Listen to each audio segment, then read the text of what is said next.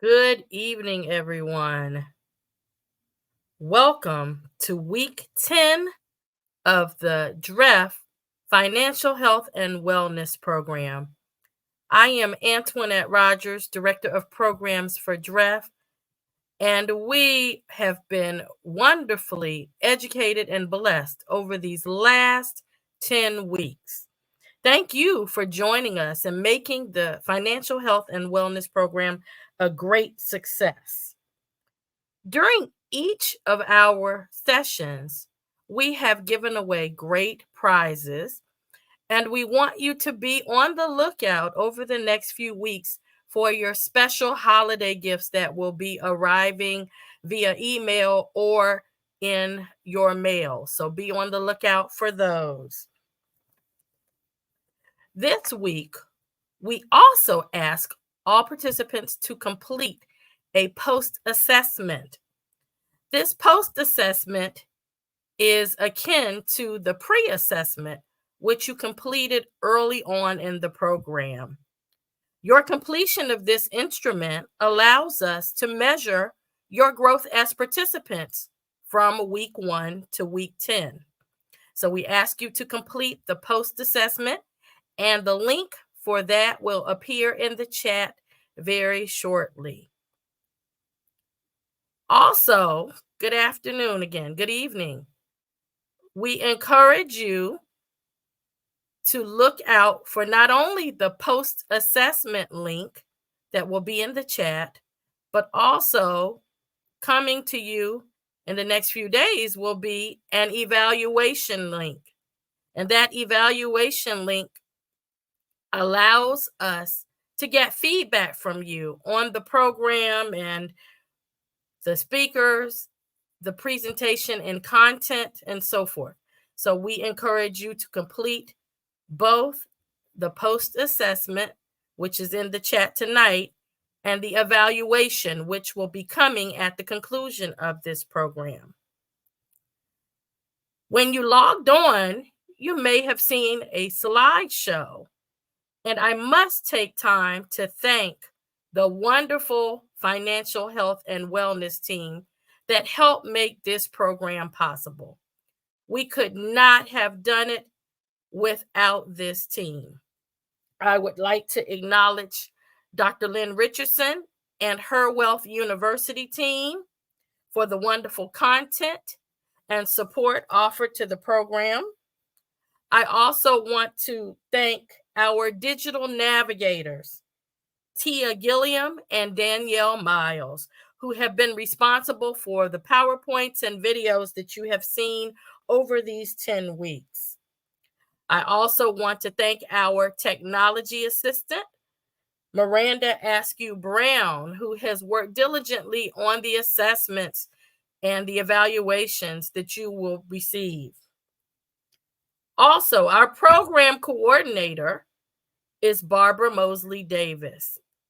And Barbara has worked tirelessly to ensure that our participants have what they need and have your resources each week. Thank you to her, as well as to Margaret Epps Snag, who is our video editor and a project consultant.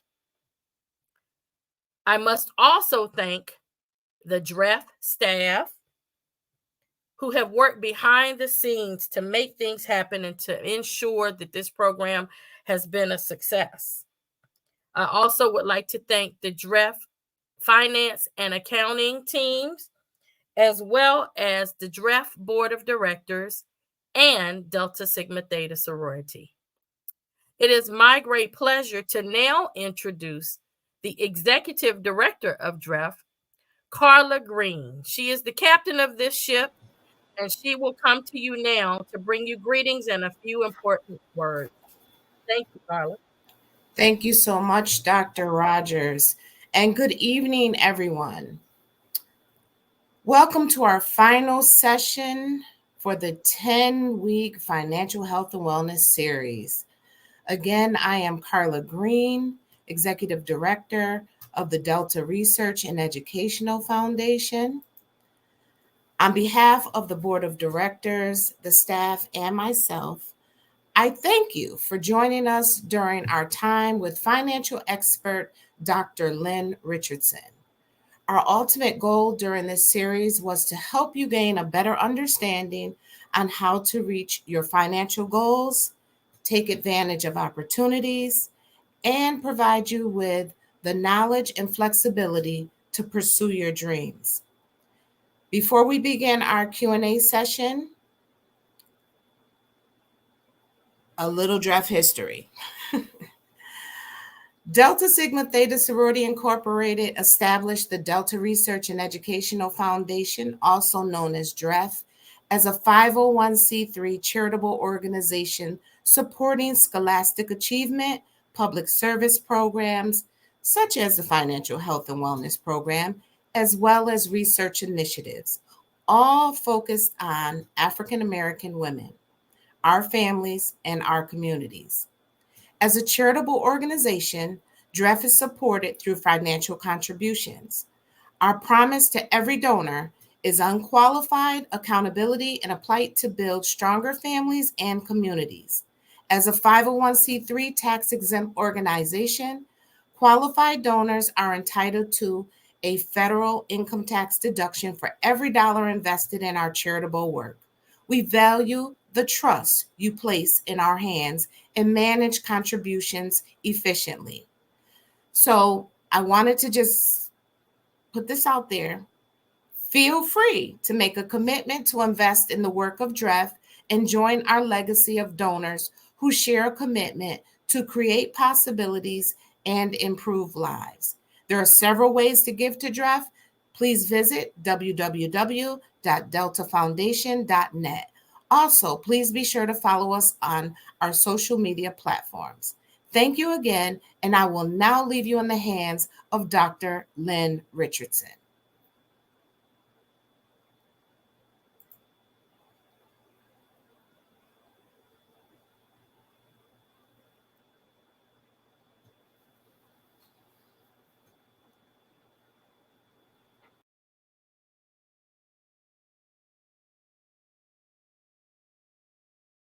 Now, I don't care about upsetting people because I don't like people. I love them, but I don't want liking people to get in the way of loving them. Because if I like you too much, I might not tell you the truth. But if I love you, I'm always going to give it to you real. Let's just deal with the truth. First of all, everybody who's running around broke, talking about you don't spend no money on nothing, you're lying to yourself. The money is going somewhere.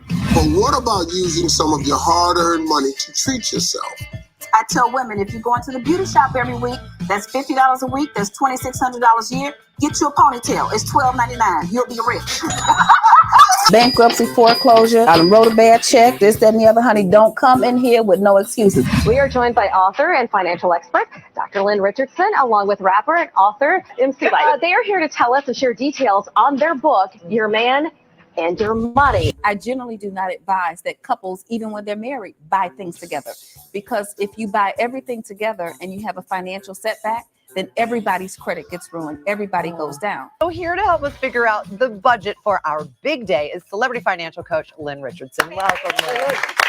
The most expensive thing is either the dress or the people. Oh, you have to wear the dress. Yeah. I guess you got to wear the dress. People, what are you trying to say? Here's the deal. The people cost money because they want to eat. They want to eat. I know you might have your eyes on a hot new pair of shoes, but if you file your taxes properly, you might just be able to pay off those credit card bills, build a legacy for your family, and get those shoes. Wealthy people don't take pride in how much money they spend. They take pride and build legacy based on how much money they keep. Consider a business owner's policy, a straightforward package of coverages designed for the many sides of your business, so you can be sure everything you've worked so hard to build is protected. Contact your local Nationwide agent or log on to learn more. How much do you spend each day on a cup of coffee? Think about it. It adds up fast. And before you know it, you've spent more money on caramel lattes than you put in your savings account the whole year. I kept finding myself in a feast to famine situation. I'd have a whole lot of money, then I'd have no money because I didn't believe in budgets. I thought budgets were for poor people. Honey, I was crazy as all get out. Do you understand me? Why are we not wealthy? Why aren't we wealthy? It's because we have not tapped into our own power. So the first thing that we have to do as a sister in business is realize that we have to spend less money than we make. My dream was to help other people achieve their dreams. There is not an aspect of my life that has not changed due to the presence of my sister, Lynn Richardson. Because of her presence, everything has changed for me. You know, last year I could say we sort of quadrupled our income. This year, I mean, I'm sort of scared because it comes with bonuses for her. I finally got my money right, and now I want to help others get theirs right too.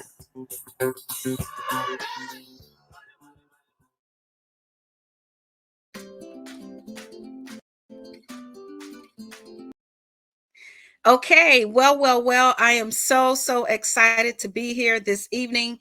I am incredibly just delighted and elated to share not only some things with you, but someone with you tonight who's going to be really special. I first have to thank the Delta Research and Educational Foundation just for having the heart and the mind to do this. This is so important. And although this is our last class for this series, I say that this is not our last time communicating together, because this really is a lifetime commitment. Financial health and wellness is something that you will need to pay attention to and incorporate in your life forever. I am still working on my estate plan from 2 years ago. And one of my very beloved dear friends who's also an attorney is helping me with it, but things change. And so now I have to update it again.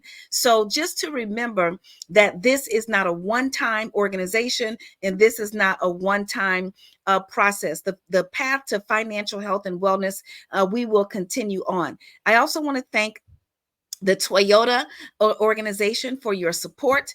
I want to thank you just for believing in this. I want to thank Delta Sigma Theta Sorority for the overarching commitment to economic development. And I want to thank someone who's going to join me tonight, Lori Jones-Gibbs. You have heard me speak about her in the past. You have certainly heard me quote her. And I could not complete this series without bringing her with us tonight. So I'll introduce you to her a little bit later. She's actually going to speak. I'm so excited. But we will get started because we've got lots of questions and answers. And I want to make sure you can see my screen. So I'm making sure with my team that all tech matters are handled. Let's just see. Can you see my screen? Just want to make sure.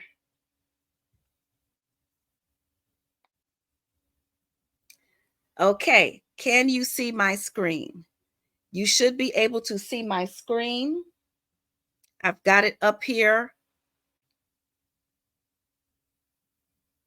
Okay, great. You can see my screen. So let's get started.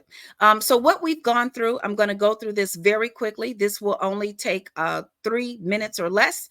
We talked about spending less money, getting more money, getting your money back, making your money grow, protecting your wealth, owning where you live, maximizing your credit health, adopting a giving mindset. That was such a wonderful experience, going through gratitude and understanding all of those concepts.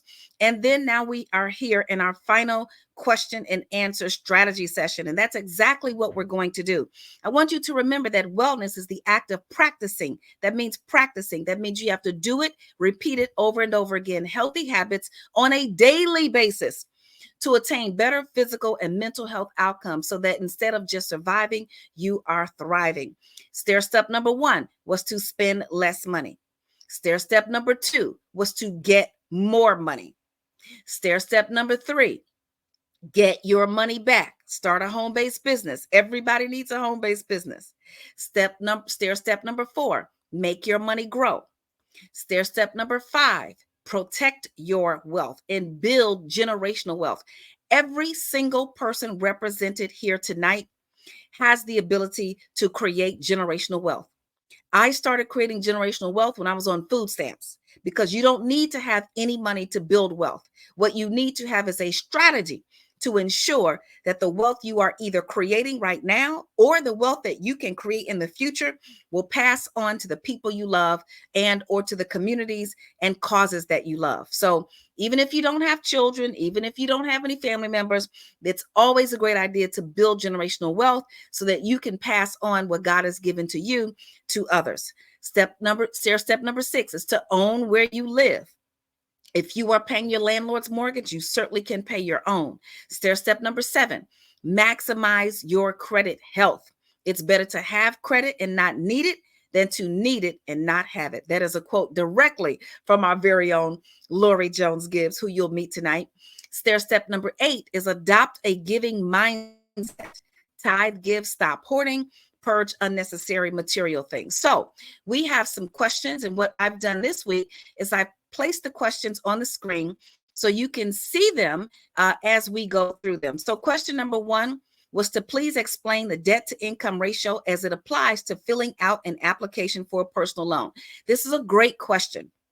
So your debt to income ratio is going to be an equation that takes into consideration your monthly debts that are on your credit report. So right here in green, the monthly debts on your credit report divided by your gross monthly income, okay? Divided by your gross monthly income. That's going to be your debt to income ratio. So for example, if you have a $500 daycare bill and a $250 car note, then your debt to income ratio is $250. We're not going to include the daycare bill because it's not on your credit report. We're going to take the $250 car note on your credit report, divide by 1,000, and your total debt to income ratio is 0.25 or 25%. So you should always know your debt to income ratio. But because this is about financial health and wellness, you must beware. You should always know your living to income ratio. That is far more important. Your living to income ratio would then be all of your bills. So now I'm going to take your daycare bill and your car notes. That's going to be $750 divided by your income. And now you have a 75 ratio because that's what's really real. This is your real life living to income ratio. I'm going to give you another example. You don't see here on the screen. You want to take all of your bills and then you want to divide it by your net income. So if your gross income is $1,000 and your net income is only $750, then 750 divided by 750 would mean you would have a 100% debt ratio, which means you are close to being in trouble because every single penny that you earn, you actually spend. So while you are out shopping for mortgages, while you are out shopping for car loans, while you are out shopping, I don't want you to just stop at the debt to income ratio. I also want you to think about what we just created tonight. That's your living to income ratio. That is what life is going to be like every single day. I know people who have a 50% debt ratio when they're looking at their credit card bills on their credit report or the bills on their credit report and their mortgage. But when they think about all the other things that they spend money on, daycare, tuition, subscriptions, groceries, gas, hair, nails, all of that stuff doesn't disappear. Okay. So it's very, very important to know what your actual real life living to income ratio is. And I say that your living to income ratio should be below 50%. That means if you take all of your bills, whether they are on your credit report or not, and you take your net income, that's the money you bring home. And if your living to income ratio is less than 50%, then guess what? You can start to build wealth. And you can be in the same shoes that I was in 16, 20, 17, 18 years ago when I was just starting over again for the third time. And I met my mentor, Lori Jones Gibbs, and she was already living like this. And I'm proud to say that now I have college educated daughters. I am now an empty nester. And now I am also walking in the same path of financial freedom and have achieved almost every single one of my financial goals. So this is very, very important. So thank you for that question. Question number 2, do you have any suggestions for investing in one's grandchildren? So I'm going to start by saying, hire your grandchild to work in your home-based business. Y'all know I'm going to say it every single time. And have them place the excess money they do not spend into an individual retirement account. So the money that you pay your grandchild is a tax write-off to you, and it's tax-free to them up to the first $13,200. And now every penny that they make over that can go into an individual retirement account. And that's a much better way to teach them about money, business, and entrepreneurship, but also to invest for the future. I'm also going to say open a custodial account at a bank and start a money market or other interest-bearing account. Also ask about mutual funds, but you want to speak to an investment advisor about the tax implications. So right now, we're going to bring Lori Jones-Gibbs to the screen. She is a connoisseur of wealth. She has worked at the government level, at the federal level, in corporations, in nonprofits, at the banking level. She has really taught me almost everything I know about money and living in it practically. And because Lori has such a wide, vast background, it just so happens she is also a proud grandmother of several grandchildren. And I already know the things that she is doing are the things that I'm going to duplicate. So welcome to Stair Steps to Wealth and the Financial Health and Wellness webinar. Lori, please continue to provide some suggestions about investing for one's grandchildren. Thank you so much, Lynn, and thank you so much, DREF. I will tell you what I invest in. My husband and I invest in for our grandchildren. We invest in stocks. Each of our grandchildren have Apple, they have Google, they have Disney, they have, because you don't have to buy them a lot. You can buy them 2 or 3 shares, but by the time they get older, when they're going to need it, it's going to be worth a lot of money. We have 529s for each of them. We invest in I-bonds more so than E-bonds, because I-bonds is going to give you a guaranteed return, and they'll tell you what your return will be on the first 6 months after you invest in it. And it'll give you a maturation rate of how much your money would be if you keep it in for 9 years. Well, my grandchildren are 4, 6, 7, 7, and 8. So they got a long time to allow the money to grow for them. Money markets. But the most important thing is we set up our will, our estate plan, that if something were to happen to our children, the assets go to our grandchildren. I do not want anything to happen to my children, but if something were to happen to them, as the Bible says, you leave your children's an inheritance. We tease our kids all the time. They said, Mom and Dad, y'all not doing anything else for us. I said, we did everything we're supposed to. We made sure you got a good education. You could take care of yourself. Now, if something were to happen to you, we need to make sure our grandchildren can live a lifestyle you all have made them accustomed to. That's what I'm going to say about that, because I know Lynn has other things to say, but truly start somewhere. I don't care if you start putting $25 a weekend. Start somewhere, $25 a month, but put it in and watch your money. The biggest problems I think most of us have is we put our money in an investment and we don't watch it. I'm watching my money, because when one bank go from 4% to 5%, then I'm moving that money market to the new bank. Just be a connoisseur and make sure you know where your money is and how your money is growing, especially with the stair steps Lynn have given you. Once you free yourself of debt, I'm a retired woman. I haven't worked for a year. People have been trying to put me to work. I finally decided to go to work as a contractor because they gave me an offer I couldn't refuse. I can make a lot of money doing a little bit of work. So that's going to help my grandchildren down the line. But if there are any questions, please feel to put them in the chat. But our investments are stocks, 529, I-bonds, mutual funds, money markets, and then the will, the estate plan that leaves everything to the grandchildren if something happened to their parents. Wow. So amazing. Let me tell you. So my children, I don't have any grandchildren yet. I have grand pets and grand plants. All of my kids have animals. They have dogs and cats and stuff. But the Google stock and the Apple stock, but I'm now going to go on and get the Disney stock. So I have nieces and nephews as well And just like Lori just stated to us, I don't buy Christmas presents and Christmas toys. Now, you come to my house, we have a great time, but I buy stock, and everybody has a custodial account. And they may not think I'm the most fun auntie today, although they all want to come live with me. I don't even understand why. Because if they come live with me, they got to work in the home-based business. But I think that's exciting to them. But I told my brothers and sisters and siblings and sibling-in-laws, I said, they might not think I'm the fun auntie today, but when they turn 18 and they see that bank account and they see that stock account and they see that they have money for businesses, they are going to love me.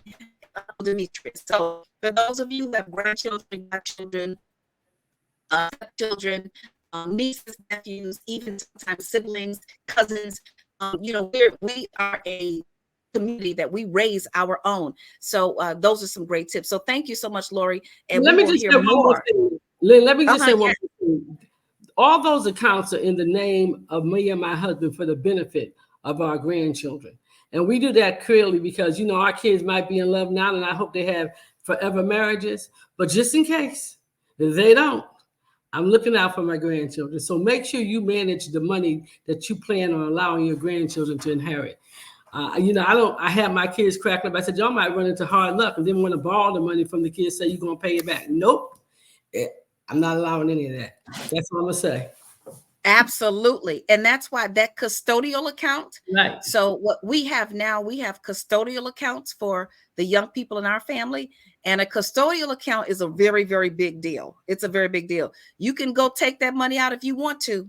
You might end up in jail. Okay. So when you open that a custodial account for the benefit of that child, then that is, pretty much binding. Okay. So this is awesome. Awesome. Great. Question number 3, do you have a course? And we are taking the questions as you gave them to us. Do you have a course for starting a sole proprietorship LLC home-based business? The answer is yes. How to start a home-based business is a registered trademark. It is so game-changing. It went around the globe during the pandemic, so much so that the U.S. Patent and Trade Office decided to give me a trademark. So even though it sounds like a simple title, it is a registered trademark, and I teach it at newwealthuniversity.net. And the course pretty much is free because the book comes with it. Okay. But we don't just teach how to start a home-based business. It doesn't stop there. We also teach why everyone needs a home-based business. I don't know if you've ever heard me tell the story of Antoine Walker, the NBA player who had a $100+ million contract. And he was in the NBA for a couple of years. And then when he was out of the NBA, he was infamously broke.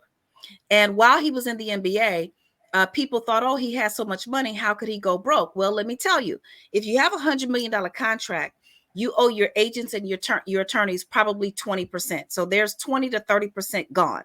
So now he's down to 70 million. Then he has taxes. So the taxes are probably roughly 30 to 40%. So now that's another $30,000 to $40,000 gone. I mean, $40 million gone. So now he may only have, from $100 million contract, he may only have about $40 million. Well, you might be thinking, well, he should be able to do it. Well, the problem with that is you don't pay your taxes until after you get the money, sometimes years later. So he spent all that money. So when it was time to pay taxes, he didn't have the tax money. In addition to that, he was taking his family everywhere on vacations, buying cars, on trips, because you know how it is when we're the ones in our families to make it, then we want to help everybody. Well, the problem is, and he talks about this, had he hired his family members, then every time they went on a trip, it would have been a tax write-off. Had he hired his family members, when he gave them money, he would not have been giving the money. He would have been paying them a salary. It would have been a tax write-off to him. So there are hundreds and hundreds of reasons why you need to start a home-based business. It's great that you want to start one, but you need to understand why everybody needs one. And then the course also includes about 60 minutes of tax deduction training. It is the longest class in New Wealth University, the longest one-session class, and it is literally a game changer. So thank you for that question. I'm very happy to provide you with that answer. Okay, question number 4A, because this was a multi-part question, so I broke it down. How do I structure a t-shirt business? I'm on assistance and I don't know how to run a business. How do I determine the hours and figure out what to do in the daily operations? I read a little on how to register LLC and about order of operations. I want to know how do I come up with an order of operations. So I'm going to teach you tonight, and this is something for everybody, whether you want to start a t-shirt business, whether you want to start a clothing business, a medical, device business, a consulting business. Here are some questions you need to ask yourself. Now, what you have to understand is, as you begin to go through the process, you're going to collide into your answers, because once you start answering questions, those answers become the blueprint for how you operate. So first of all, who are the laborers? The Bible says that the harvest is plentiful, but the laborers are few. That means your number one resource in your business is people. It's not money. It's not the books or the tools that you sell. It's actually the people, because you could have all the money in the world for your business and the wrong people, they could steal your money, they could waste your money, there could be all kinds of things. So who are the laborers? Who are you going to get in this business? Is it yourself? Do you do marketing? Do you do design? Who actually sells the t-shirts? If you're going to sell the t-shirts, if you're going to go to a convention or a trade show, who's going to set it up? Who's going to stand at the booth? Who's going to count the shirts? Who's going to do the inventory? So there are many, many questions to start to ask. Just write on a sheet of paper, or if you are already in the Entrepreneurs Academy and you're taking the Master Achievement Plan, this is laid out for you. But who are the laborers? The second question is, what is the service and what are the operating principles and guidelines? Okay, so what service are you providing? Do your t-shirts, are they a good quality? Or are they the least expensive t-shirts you can find? Is the thickness of the material important to you? Do you get the materials here in the United States? Do you get it from someplace else? Is it handmade? What are the benefits, cost, and protectable assets? So what are the benefits of this t-shirt business? Are you selling a t-shirt that says something new or different? What is the cost of actually making that t-shirt? Okay. And once you determine the cost and how much you're going to sell it for, what are the protectable assets? Almost everything that I have, you'll hear me talk a lot about trademarks. My name, Lynn Richardson, at the bottom of the screen. The reason why you see the R there is because Lynn Richardson is a registered trademark. I have more areas for my name in business than Oprah has in hers. Let me repeat. I have more coverages under my name than Oprah has in hers. Oprah has TV and media and film and all those things. So if your name is Oprah and you want to do those things, too bad, because she owns a trademark for all of those areas. Lynn Richardson, my trademark application is the longest one that anybody has ever seen. It's about it's a page and a half. So I cover teaching, training, and seminars. Now, not just financial seminars or financial training, all teaching, all training, all seminars are under the trademark of Lynn Richardson. Entertainment activities, all of my courses. So what you want to think about is, what are your protectable assets? Your ideas are protectable assets. That is your intellectual property. So if there's a quote on your t-shirt that you came up with, then you want to think about how to protect that and how to get the proper trademark and copyright for your protectable assets. When are you going to achieve your goals and milestones? So what is your timeline? If you want to start the business, when do you want to have the first t-shirt available on social media? Do you want to do a pre-sale, or do you want to launch the business with the products in hand? When are your timelines? When do you get them printed? When do they go to the market? When do you start to look for a profit? Because in the beginning, when you're building the business, you don't have a profit on day one in most cases, because you've got to spend the money to make it. Where is the business headed? Are you trying to do this business so that you can have a business for the rest of your life? Or are you trying to do this business so you can one day sell it? And one of my mentors, he started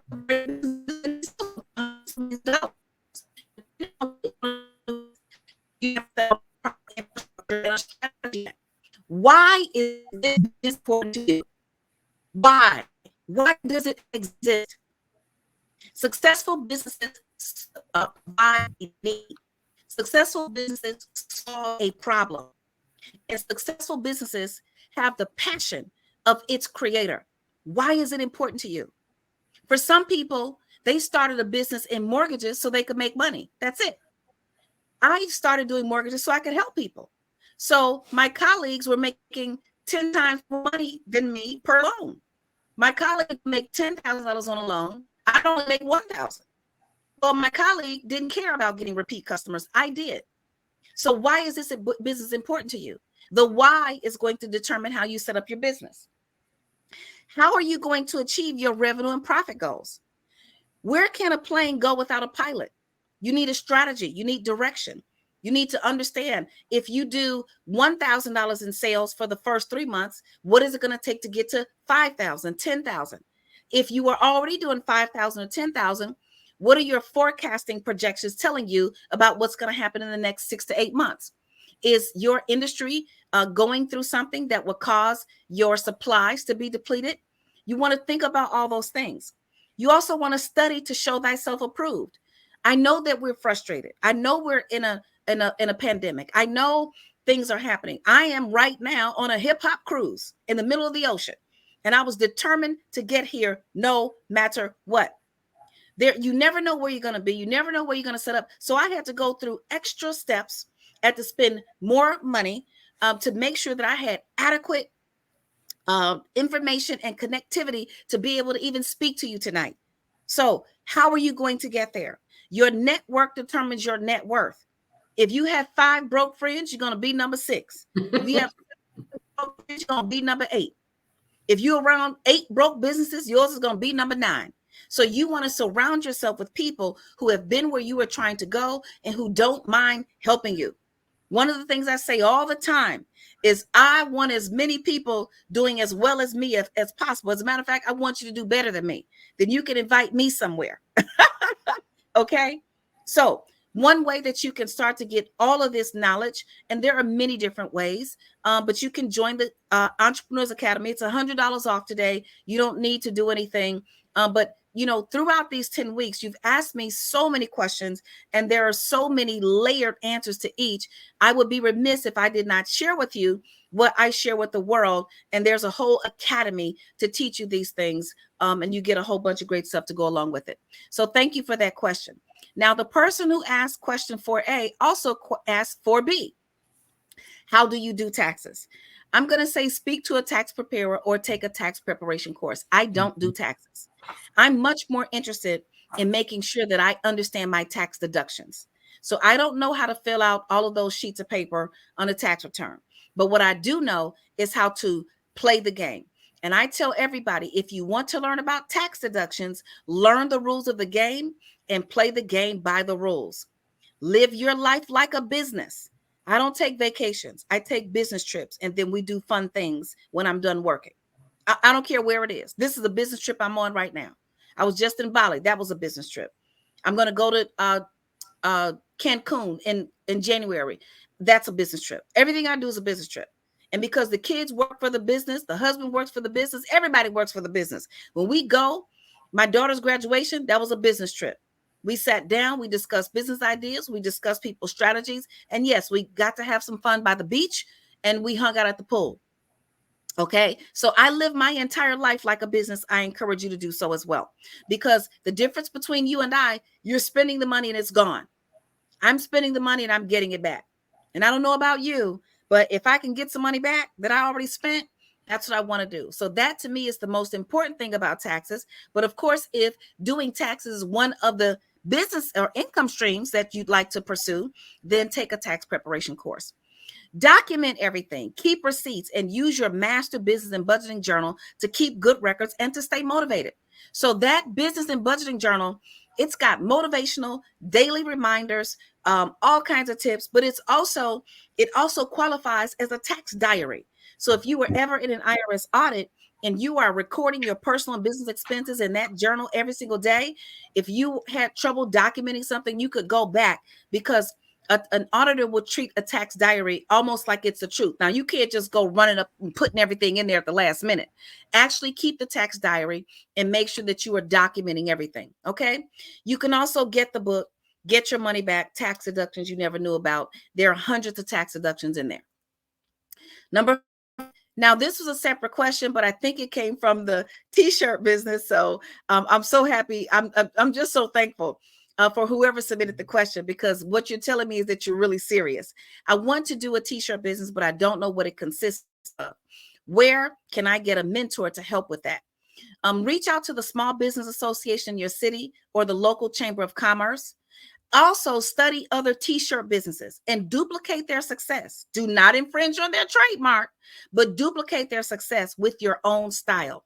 Lori, do you have any additional comments about the business questions that we just that were just presented, or any additional comments? Yeah.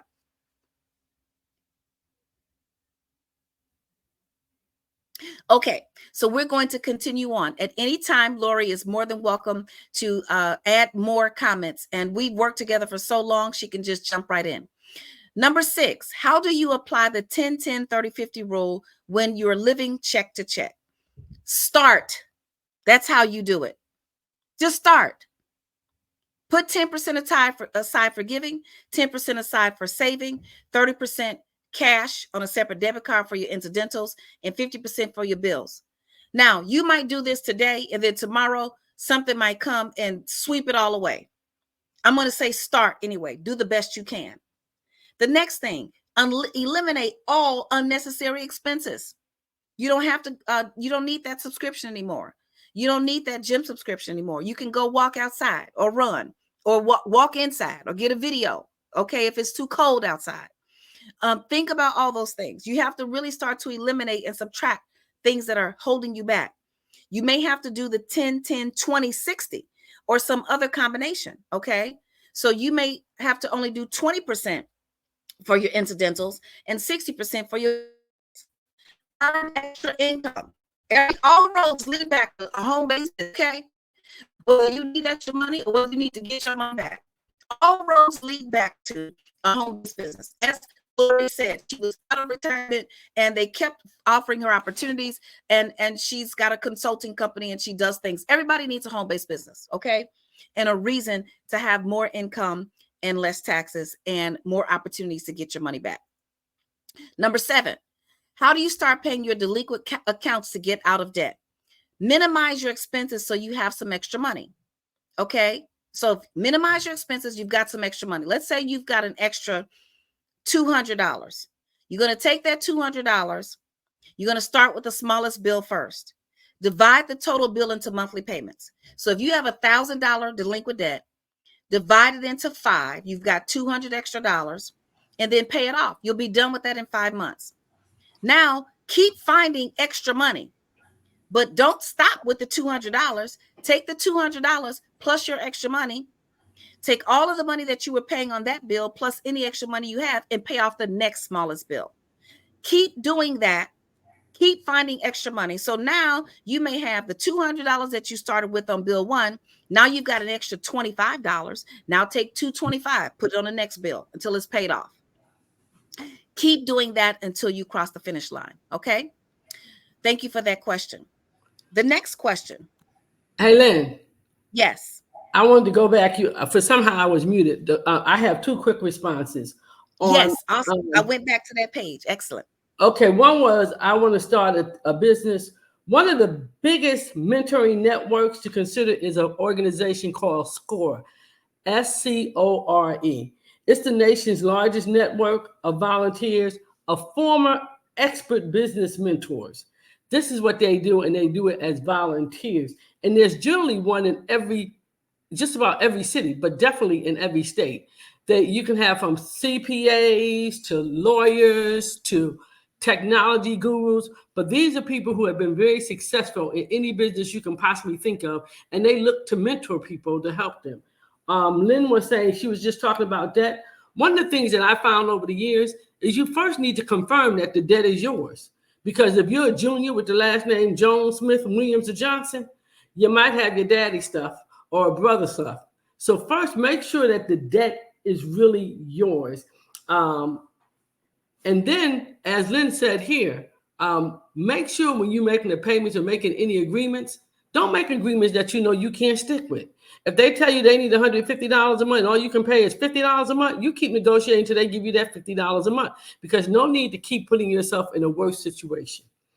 Go, Lynn. I'm not gonna. The other question on debt delinquent accounts people don't think about. A lot of people get in debt over medical bills. Yes. Every hospital, just about every public hospital, have what they call a hardship charity care payment or forgiveness. Look into that. I have helped so many people who were shocked. This one lady had $20,000 she owed Duke. Her income was less than $11,000 a year. I said, well, did you ever tell him that? She said, no. I said, well, let's sit down and write them a letter. And within 3 months, they forgave her $20,000 in medical debt because they know they was going to never get it. And they have money like that. So think about those types of options where you can get out of debt by using other people's money. Something Lynn and I like to use, other people's money. All the time. All the time. Didn't I tell you all? I call Lori the legend, and I'm the youngin'. The legend always has something good for us. What can you do if you are not eligible? Question number 8. If you are not eligible to file bankruptcy when you own property, the court wants you to use equity. However, my credit score is too low for an equity loan. I'm stuck in a hard place. So let's start with this. You must have a good credit score and consistent verifiable income in order to get approved for a home equity loan or home equity line of credit. That is accurate. I am assuming by this question, I must presume that you do not have enough money to pay your mortgage and that you were considering filing bankruptcy, but you were not eligible because of some factor. I don't know if it was because of your income or what have you. But in many cases, you can take your past due mortgage payments and you can put them into a bankruptcy. So you'll have to make the Chapter 13 payment, the bankruptcy payment, along with all of your other debts. So if you have a card note, if you have any other credit cards, all of that will have to be a payment. But then you still have to make the current monthly mortgage payment. And one of the things that I say to people is don't fall in love with the walls. Mm-hmm. If you can no longer afford that house, it is time to move on. God will not bless you with something that's going to stress you. Let me repeat. God will not bless you with something that will stress you. And sometimes we're holding on to something that no longer belongs to us. And there's something else out there that could be our blessing. So consider leaving the property and choose a place to live that's affordable. Consider renting rooms so you can afford to pay the mortgage. Consider a deed in lieu of foreclosure or short sale so you can potentially leave the property and get cash for keys. I'm a happy, wealthy, excited homeowner now, but my house in Chicago, it was a part of the real estate crash and my house was upside down. And since they were unwilling to reduce my mortgage to the value of the home, I owed $400,000. It was only worth $170,000. Who pays more for anything than what it's worth? I don't. I was never going to do that. But I ended up staying in that house for 7 years, cooperating with the lender. And then when I left, we gave them back the deed and they gave us cash to leave. So for 7 years, I didn't make a mortgage payment and I received cash when I left.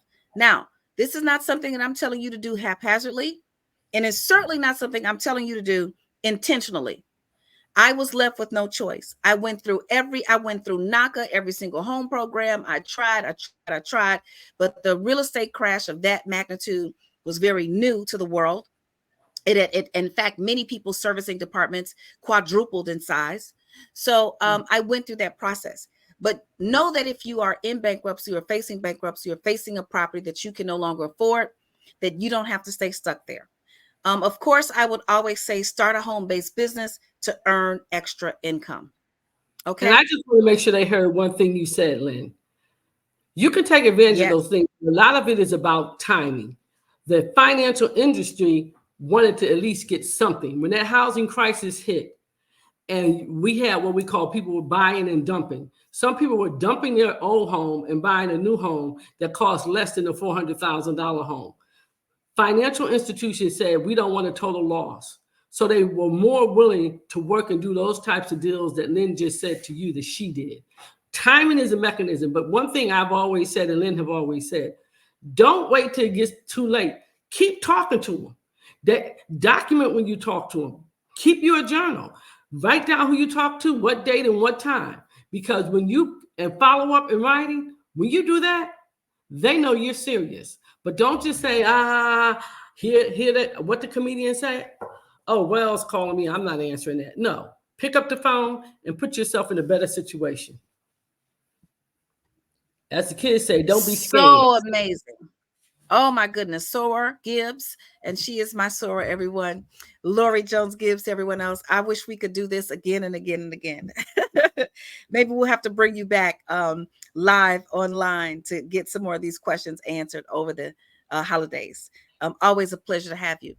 Do you recommend debt relief counseling?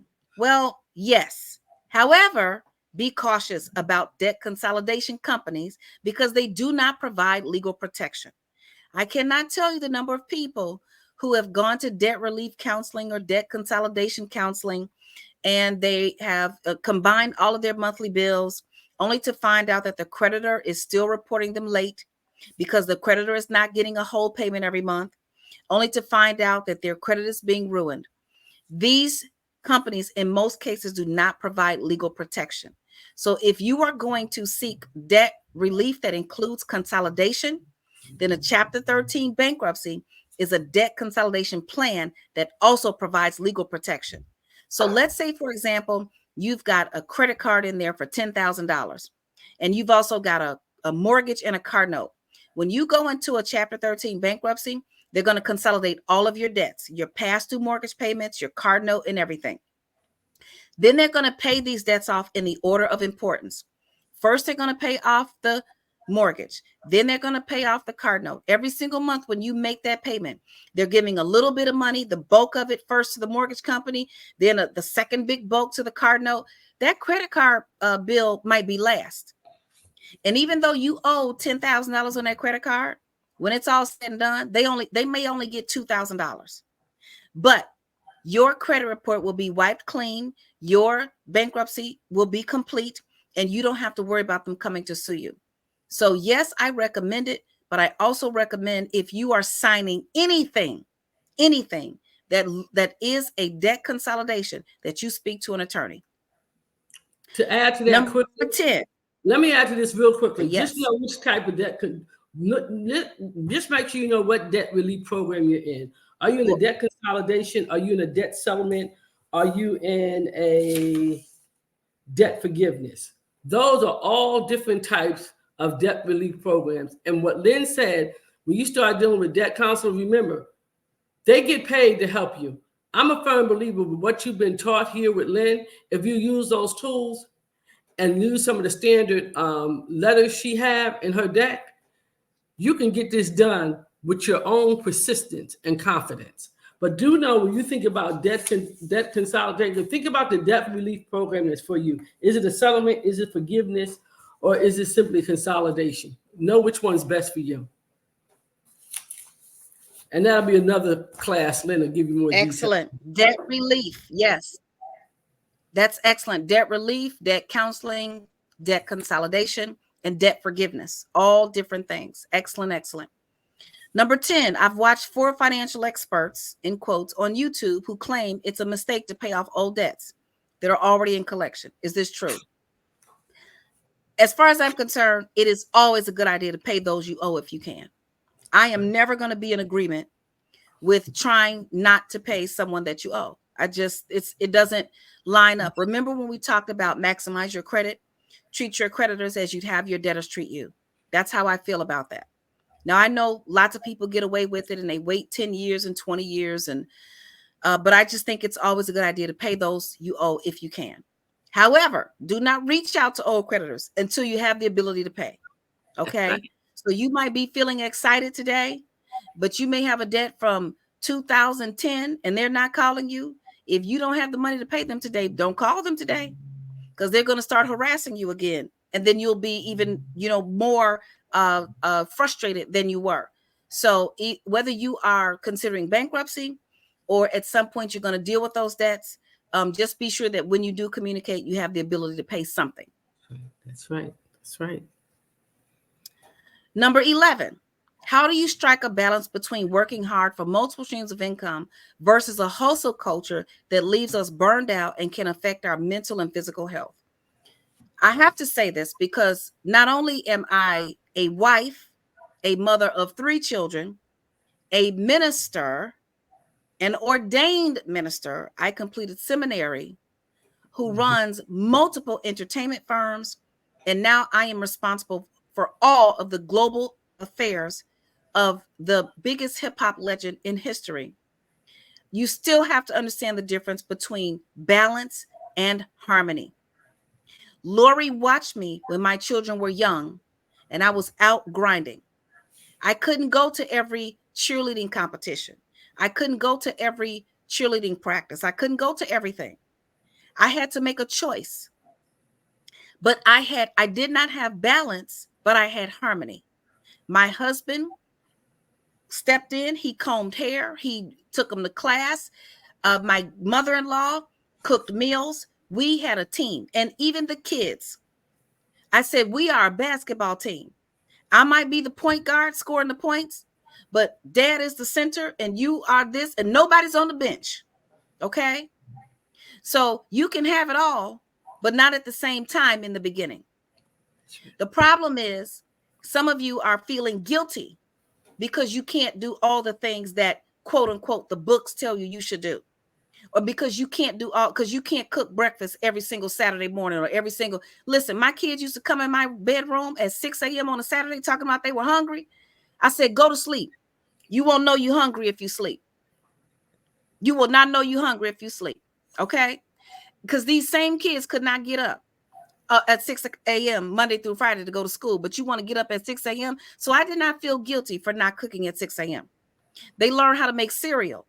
And then I got up at 10 a.m. or 9 a.m. and cooked breakfast. And then they did chores. So you've got to know that what you are doing, that you believe in it and that it's for your good and for your family's good. One of the keys to burnout is overdoing things that other people expect us to do.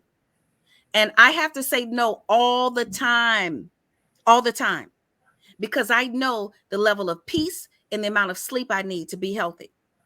I'm going to say, pay attention to your core. Core is a process that I teach in the Entrepreneurs Academy. It's called consciously observing reality every day. Your core is where in your body all of your strength resides. If your core is weak, your body will be weak. So your core in your life means, are you conscious? Many of us are not where we want to be because we are operating, we're just going through the motions. But if you are consciously observing reality every day, I'm in a toxic relationship. I don't like that. I'm not going to ignore this anymore. I'm going to address it and deal with it. My money, every time I get paid, I have no money left. I'm no longer going to just keep doing this. I've got to do something different. You also have to embrace the work. Many of us look at work and we don't like our jobs. I always tell people, God is not promoting powders. Okay. So work is a wisdom opportunity revealed kinetically. That means when you go to work, even if you don't like your job, your boss, or whomever, what wisdom can you gain from this work? This is an opportunity because God woke you up. Something will be revealed to you that you did not know. Sometimes the people that get on your nerves are the ones that you can help. And then you will be blessed as a result of that. And kinetically, it's action. You have to take action. The only place where success comes before work is in the dictionary. And I would also say,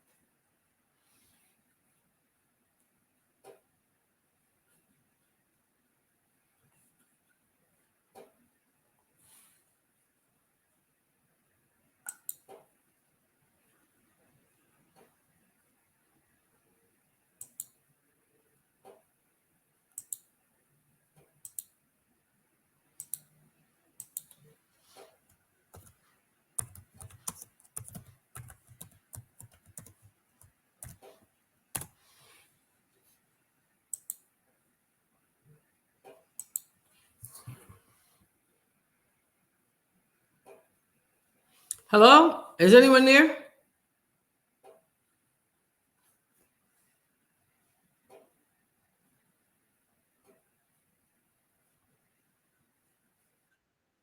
Hello?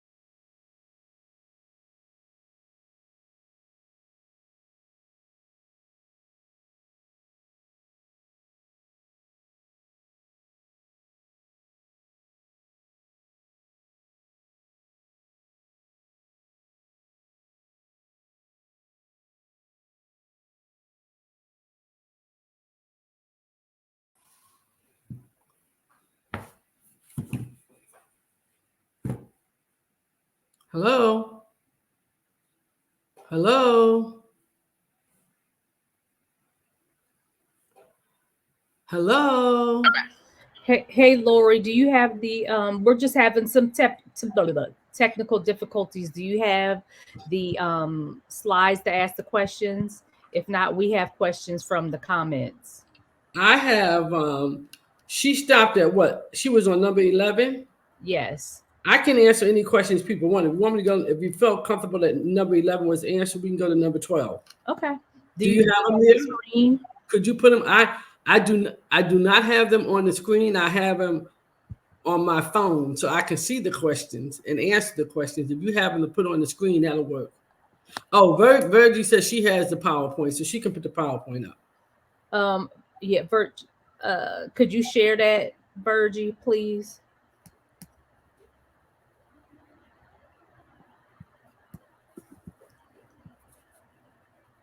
Thank you, everyone. We're going to get it back up for being patient.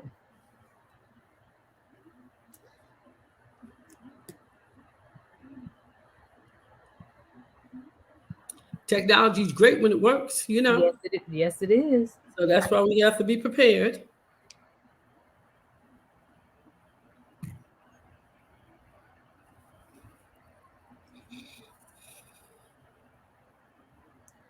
We're going to be up and moving in a minute. Thank you, everyone, for your patience. If you haven't done so, be sure to complete the post assessment.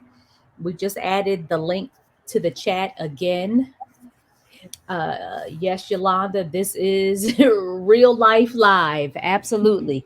So while we're waiting to bring the PowerPoint back up, again, please fill out the post assessment if you have not done so already.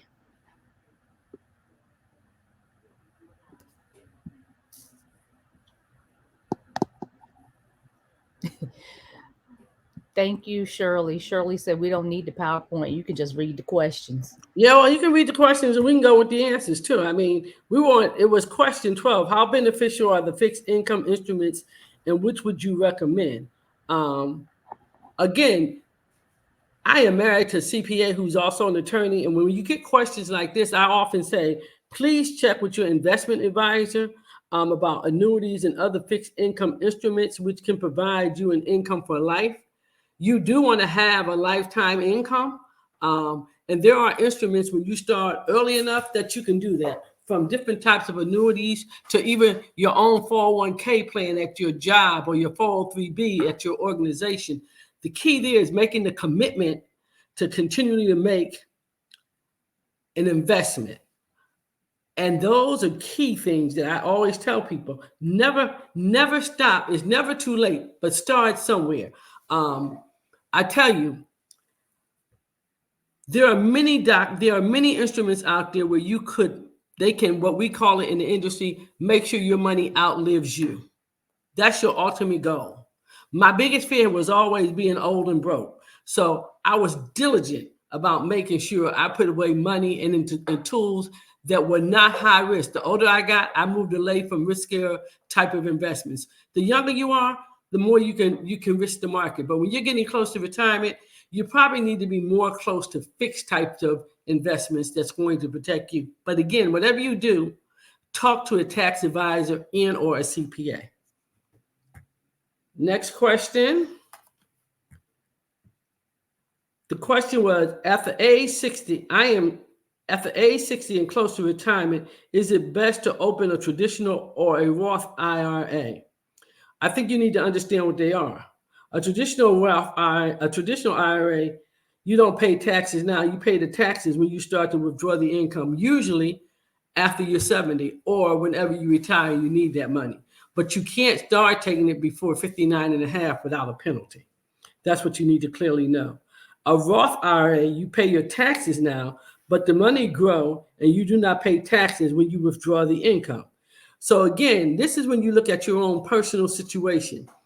If you are gainfully employed, it is always better to do it pre-tax because it's going to also reduce your taxable income at that time.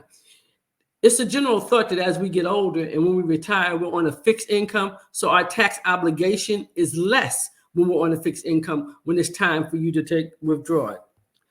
Again, speak to your investment advisor and go through an analysis. There are many tools out there that'll say this is option A, this is option B, this is option C, this is option D.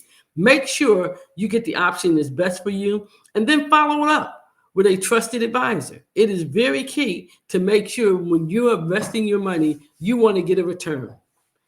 Next question. Question 14. Let me make sure I'm at the right question. Okay. What is your advice for someone who doesn't quite understand or like the idea of business loans, especially while unemployed? And what is a good, healthy way of viewing loans? First of all, if you are unemployed, lenders are not going to use that income because that income is only guaranteed usually for 26 weeks, and then you have to apply for a renewal.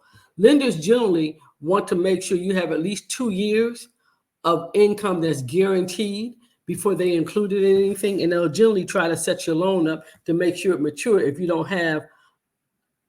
you do not have any income coming. So get a business coach to better understand how a business loan can help you increase your capacity to earn more income, but do not borrow more than you can ever pay back. The key to any lending is never borrow more than you can afford to pay back. If we use credit properly, credit is a wealth tool for us. Credit can help you create money, can create wealth. That's what it did for me. It helped me create wealth because I was poor. I didn't have any money. I just learned how to use credit to build wealth. And the first wealth tool I used was home ownership. Had enough equity in the house. My husband started a business. The business has done so well that he just sold the business. So it all aligns. But if you are unemployed, first of all, you need to try to find yourself gainful employment because it's going to be difficult for you to get a loan. Healthy way of viewing loans in general, never borrow more than you can afford. Use the general rules of, for most personal loans, lenders will not want your total debt to be over 46%. For most mortgage loans, they don't want your total debt to be over, really to be comfortable, they really don't want it to be over 43%. Now, if you've demonstrated the ability that you can pay it at a higher debt to income ratio, they will do it because they call that a no payment shock loan. During the first section, Lynn Richardson spoke briefly about how her student loans were forgiven. Can she speak more about how she was able to do that? As you see, her student loans were given because they were in a repayment for 20 years or more. Please learn more about the student loan forgiveness.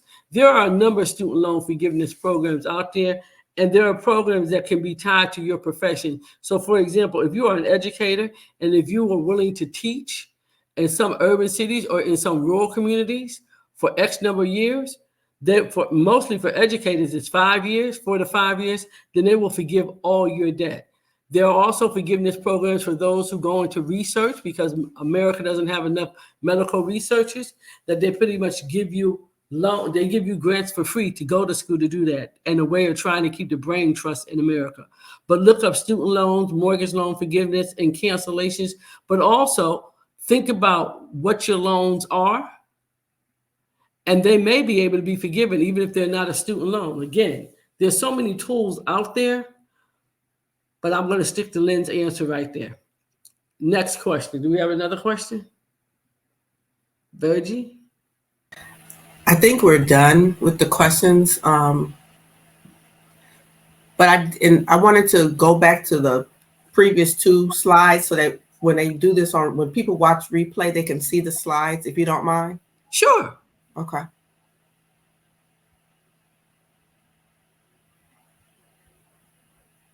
I know we were here, so I'm gonna go with questions because she did give them some good tips as you explained thoroughly as well. Okay, so how beneficial are fixed income instruments, and which would you recommend? A fixed income security is an investment that provides a return through your fixed period interest payments. Unlike variable, fixed is, if they say it's 10%, it's 10%. Variable, if it starts at 5%, it might be able to go to 10%. It may be able to go down to 2%.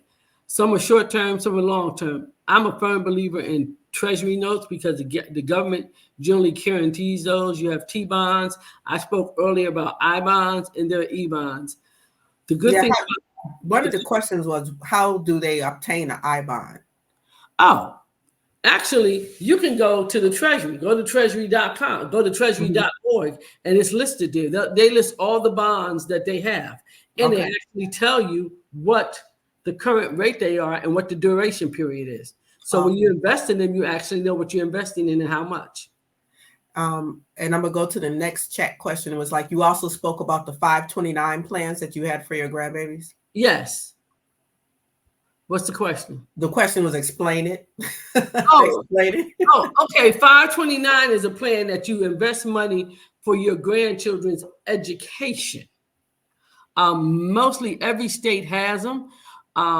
I'm in a situation now that all my children live in the DMV area. They either live in Washington, D.C. and Virginia, and I live in North Carolina. So I made sure I got a plan that's reciprocal, that they can go to any school in the country, even though it's a 529. Some 529s are specific only to their state. So the child would have to go to a school within the state system.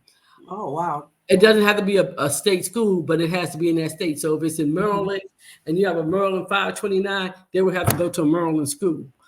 There are ways to get in there, but again, you're supposed to be using it primarily to help educate the child that you've invested it in, and it's individual per child. Awesome. Okay. Next, go ahead. The other question in the chat was, which vehicles do you recommend for purchasing stock? I think they mean like, who would you go to purchase the stock? Like which brokerage firm, or maybe? The first thing I will tell you is look at stock as a total risk market and only invest what you're willing to lose. Yes, you can win big, but you can lose big too. So I always say to people, when you get ready to invest in stock, say, what am I willing to lose? Start there. If you're willing to lose $500, then don't invest more than $500. If you're willing to lose $3,000, then don't invest more than $3,000. I have, because over the years, I've learned how to do this. I actually use the online traders because they're cheaper than when you call Merrill Lynch or someone that's going to invest for you. You have to pay them a fee. Whereas E-Trade, Ameritrade, a lot of them also have classes that you can attend to help you understand how to invest. But if you want plug, I was going to say shameless plug. The question on the slide now is talking about the Entrepreneurs Academy. We actually have a class, high level, two parts. Our facilitator is also Soror Erica Blair. She teaches how to invest in the stock market. She talks about diversification, diversifying risk management, as you just spoke of. And you had even mentioned earlier not having to buy a lot, just a little at a time. She teaches us about ETFs. Yep, ETFs. And so you get all of that in one class, and it's 2 parts just because of the nature of the content, of course. And they're 2 90-minute courses, and they're included at no additional charge if you want to look at, if those that are interested want to look at becoming a member through the Entrepreneurs Academy. Well, thank you, Virgie. I didn't mean to shameless plug. I was just telling them what I did. I forgot all. Right, no, that's good. No, it was tied right in. I forgot all about that because I've been doing this so long by myself. But I do appreciate that. We do have a Sarah who does an excellent job. She does absolutely, absolutely. So if you're gonna pay anybody, pay her. How about that, Virgie? Right. Keep it in the house. Keep it in the house. So Erica Blair, right? I am Erica Blair on social media. And then right into the next question, it says, I am literally I don't want to say that, ignorant when it comes to stocks and investments. She just has to get educated. She wants to get more education on stocks and investments. And I do not know where to begin or any suggestions for beginners and books to read. Yes, come to New Wealth University and take part in how to invest in the stock market and other classes. That's where you can get a good beginning. But we all started by reading. Yes, Google it, but definitely work with a trusted financial advisor. Mm-hmm. I am going to receive some money from a car accident. Not enough to pay off the new car payment, but would like to put somewhere in future investments until retirement. Where to start? Well, that question is a 2-part loaded question because first of all, I would need to know how close are they to retirement. Secondly, what type of car are they interested in buying? Do they need to buy a car? For example, I had a Cadillac. My car got totaled. I decided, you know what? I'm going to buy me something with the money and I'm not going to have a payment. So with what the insurance company gave me and a little bit, and then me putting in a little money, I got a new car. It was nowhere near a Cadillac, but it had all the features. It was just called a Chevy. I'm not going to even say Chevy. A Chevy Equinox, but it had everything in it. It had heated seats, air conditioned seats, the moonroof, anything you can think about. The tailgate that lifts by itself. But guess what the difference in the price was? The Cadillac was $67,000. The Equinox was $37,000. Mm-hmm. You know, it's about, again, our priority. A car immediately depreciates when you take it off the car lot. Yeah. I'm about reliable transportations. And nowadays, with so much remote working, you really need to rethink about what kind of money you want to put in the car. But to be clear on the question is, you could take part of that money, put a sizable down payment on your car, and take the rest and invest in a high yield CD. I would like to say most people should start off. Some banks like Capital One is paying almost 5.5% through a money market, which means you have access to it when you need, or do short-term high yield CDs, 3 months, 6 months, 9 months, 12 months. That way you can have access to those dollars if you need it without withdrawing them with penalty. Excellent. This is a multi-part question. What is the best way to go about paying down debt when it comes to credit cards? And that's the first question. Part 2 is, should I start with the credit card, the largest balance first or the largest interest rate? Or is it opposite, smallest balance, lowest interest rate? Is it okay to take a loan against my 401k to pay it down the debt? Well, I never like to use good money to throw at bad money. I think the issue here is to discipline yourself. And actually, when you talk about paying it down, there's several schools of thought. I always prefer, when I talk to people, to tell them to look at what's the highest interest rate with the lowest balance, because you can easily use the snowball effect to pay it off. So if you had a balance of, say, $8,000 with an interest rate of 3%, but you had a balance of $1,200 with an interest rate of 21%, I'm going to pay the $1,200 off first, because I can then take the money I was putting it to add toward that $8,000 one. The higher the interest rate, yes, you may have to pay that interest. But again, when you start knocking down principal, Once you pay off that $1,200, if you were paying $200 on that a month, take that $200 and start adding it to that higher bill. It's called the snowball effect. There are others who clearly say they like to start with the highest interest rate. I never start with the highest interest rate if it has the highest balance.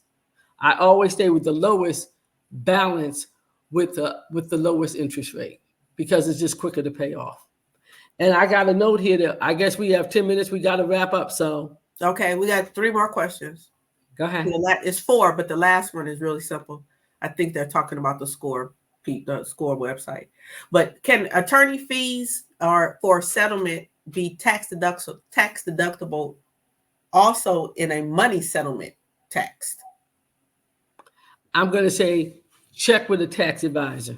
I'm not touching that. Amen. My husband, CPA, you can tell me don't touch that. Where do we find great advisors? Well, I will start by this saying everybody the skin is not your friend. So we need to understand that first. Just because we're the same complexion don't mean everybody have your best interest. But I do think oftentimes you can find trusted advisors. For example, HUD has a list of trusted advisors for credit counselors and stuff, and they actually check these groups out and eliminate them. But I also think you can find trusted advisors through friends and families based on how they've been treated by people or mistreated by people. I would never recommend. Normally what I do when somebody asks me for somebody, I recommend 2 or 3 people and say, do you want a man? Do you want a woman? What are you specifically trying to do? And then try to get them to the right advisor. Because a person is an advisor, it doesn't mean they're a credit advisor. It doesn't mean they're an investment advisor. It doesn't mean they're a retirement advisor. So it's being clear about what type of advisor you're looking for and then making sure you have enough options that you can interview all of them and decide who you want to go with.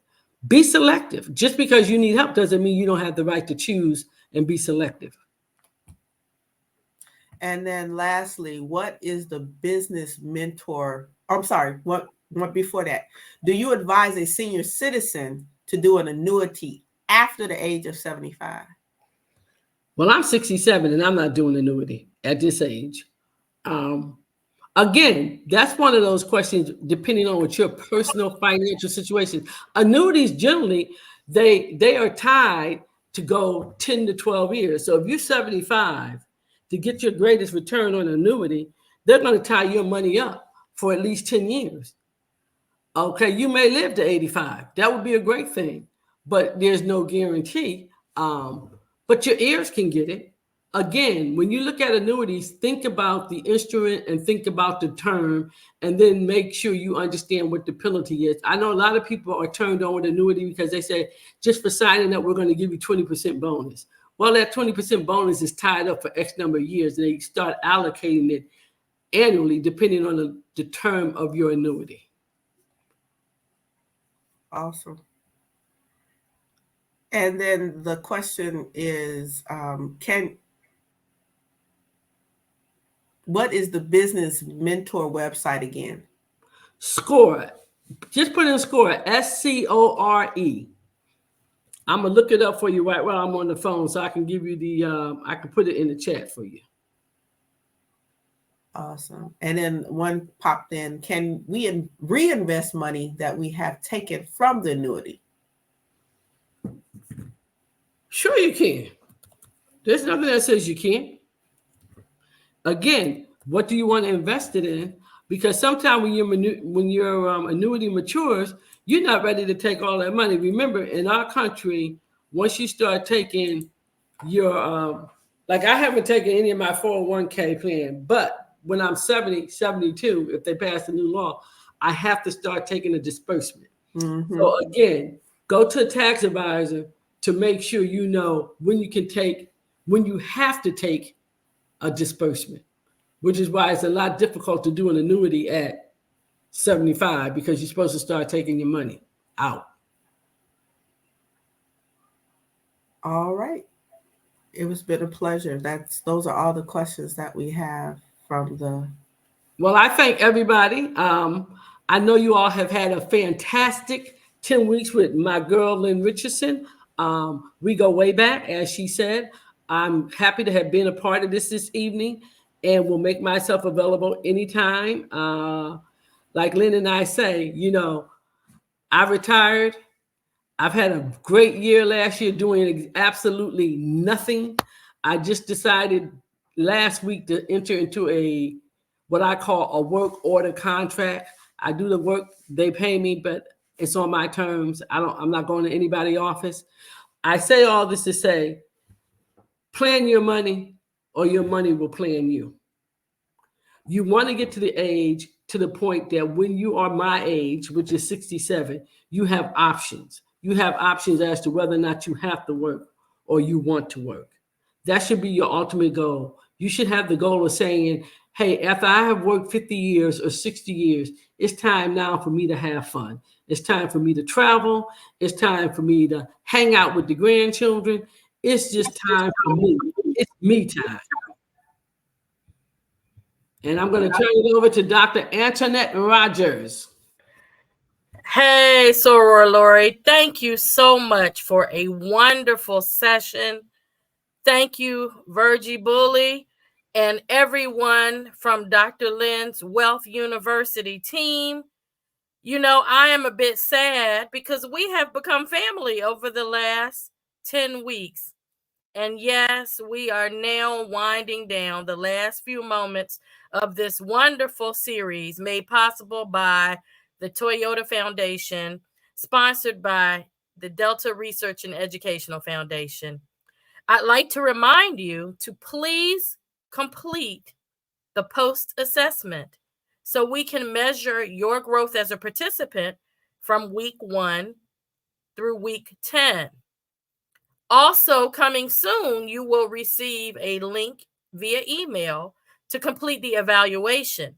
The evaluation will allow you to provide feedback about this program and about what things you'd like to see in the future.